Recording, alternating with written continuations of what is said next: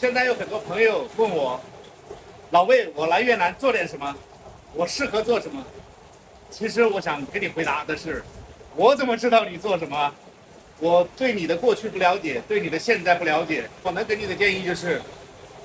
不要轻易的来越南创业。如果你的资金不够雄厚，实力不够雄厚，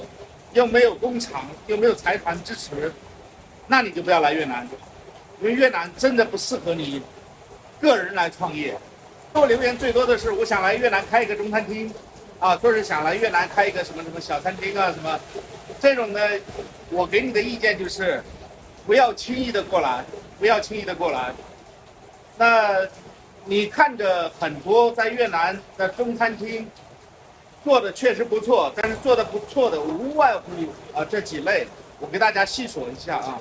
第一种呢，就是他有自己的公司，有自己的财团，而且公司里面每个月都有很高的一个招待费，这个招待费他们自己来开餐厅，在自己的餐厅里来消费，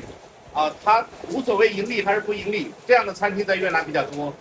也有很多老板自己有工厂，那工厂的人总归要吃饭，工厂的人吃饭，然后接待外面的人，自己开了一个餐厅，这样做是非常好的，但是你肯定不是这一类人。第二类呢，来越南比较早的，在国内可能没有开过餐厅，但是因为来越南开的比较早，把握住了时机，一直坚持到现在的这些老板，他们都积累了大量的人脉，然后呢，你过来的话，你可能没有这些人脉，就很难做，这一类的餐厅呢，现在经营的都比较上正轨了，也请了自己的这个厨师，比较专业的厨师，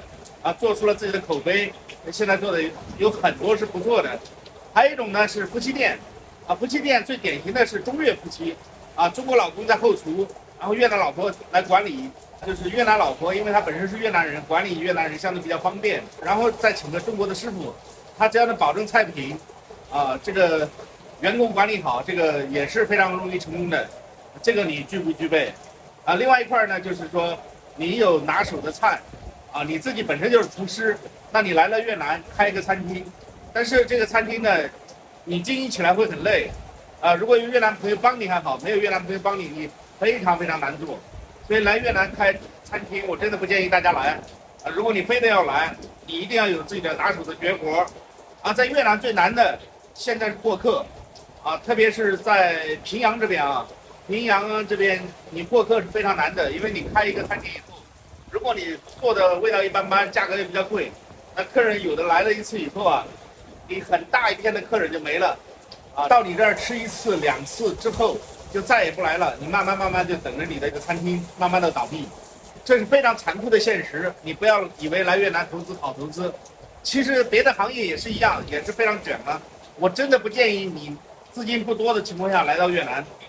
大家做个参考吧。